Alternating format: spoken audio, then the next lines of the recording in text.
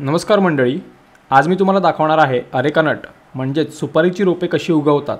तर सर्वप्रथम आपण साधारणपणे फेब्रुवारी मार्च महिन्यात तयार अशी पिवळी धम्मक सुपारीची फळं निवडक पद्धतीने लागवडीसाठी घेतलेली आहेत। कारण तुम्ही ऐकलंच असेल, शुद्ध बीजापोटी फळे रसाळ गोमटी या उक्तीप्रमाणेच जेवढं चांगलं बी तेवढं उत्तम झाड तयार होतं आणि तेवढीच उत्तम रोपं तयार होतात। बी घेतल्यावर छान भुसभुशीत अशी माती आणि सावलीची जागा बघावी। त्यानंतर जमीन खणून घेऊन माती मोकळी करून घ्यावी व मोकळी करून घेतलेल्या मातीमध्ये चर मारून घ्यावेत। या चरांमध्येच आपण सुपारीचे बी लावणार आहोत।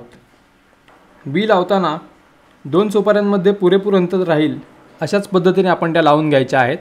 नाहीतर सुपारीची रोपं मोठी झाली की रोपं काढताना मुळं तुटू शकतात, तसेच एकमेकांमध्ये ही मुळं गुंतू नयेत हाच त्यामागचा उद्देश।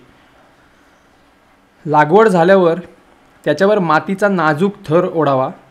मी व्हिडिओमध्ये ह्या आता तुम्हाला दिसतंय त्यामध्ये दाखवल्याप्रमाणे कोणतीही सुपारीची वरची देठं ही उघडी राहता कामा नयेत। लागवड ही पावसाळ्याच्या जवळच करायची, म्हणजे पाणी घालण्याचा त्रासही वाचतो आणि पावसाळ्यात रोपं भराभर वर येतात व त्यांची जगण्याची प्रोबॅबिलिटीसुद्धा वाढते। अशा पद्धतीने सगळे बियाणं लावून झाल्यानंतर त्याच्यावरती आपण झारीने आत्ता पाणी घालणार आहोत, कारण अजून काही पाऊस सुरू झालेला नाही आहे आणि पाऊस सुरू व्हायला अजून वेळ असल्यामुळे उन्हाळाभर आता झारीने यांना रोज पाणी घालणं हे मला काम लागणार आहे। पण पाऊस आता पुढे जवळच आहे, त्यामुळे आता थोड्याच दिवसात पाऊस सुरू झाला की ह्यांना काही पाणी वगैरे घालायची गरज नाही आणि ती स्वतः वाढतील।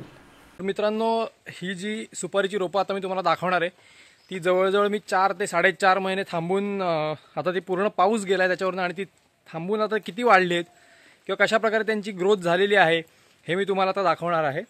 सो या वाईड अँगल व्ह्यूनी दाखवण्याचं कारण हेच की कोणाला असं नको वाटायला की त्याच जागेत पेरलेली आहेत ना। आपण इथून रांगा केल्या होत्या एक एक आणि एक रांगेत आपण प्रत्येक रांगेत पिवळ्या धम्मक सुपाऱ्या तुम्हाला मी ह्याच व्हिडिओमध्ये दाखवल्या होत्या लावताना। ते व्हिडिओ मी काढून ठेवले होते आणि गेले 4 महिने मी वेट करतोय ही रोपं सगळी मोठी होण्यासाठी, सो दॅट आज हा व्हिडिओ आपण करून तुम्हाला एक कंप्लीट क्लिप बघायला मिळावी कशा पद्धतीने हे सगळं होतं प्रोसेस। ही तुम्ही आता बघू शकताय, जवळजवळ 1 वितीपेक्षा जास्ती उंच अशी ही झाडं झालेली आहेत आणि ही सगळी झाडं आता पिशव्यांमध्ये ट्रान्सफर करण्यासाठी तयार आहेत। तर ही झाडं आता आपण पिशव्यांमध्ये ट्रान्सफर करणारच आहोत, पण पिशव्यांमध्ये ट्रान्सफर करण्याच्या आधी तुम्हाला मला ही दाखवायची होती की अशा पद्धतीने लागवड जर आपण केली, सुपाऱ्यांची रोपं आपण कशी उगवू शकतो। तर ती अशा पद्धतीने छान उगतात। पावसाच्या आधी लावायची, कुठल्याही प्रकारचं मला जास्ती पाणी त्यांना घालायला लागलं नाही। आता ही पावसामध्ये आत्ता हा सप्टेंबर चालू आहे, जवळजवळ सप्टेंबर संपत आलेला आहे। पावसाचे जे 4 महिने आपले असतात ते छान आणि पाणी खाऊन मस्त ही रोपं वाढलेली आहेत अशा पद्धतीने। मंडळी, पिशव्यांमध्ये भरताना ही सुपारीची जी छोटी छोटी रोपं आहेत ती पिशव्यांमध्ये भरताना वगैरे मी पुढच्या व्हिडिओमध्ये दाखवणार आहे।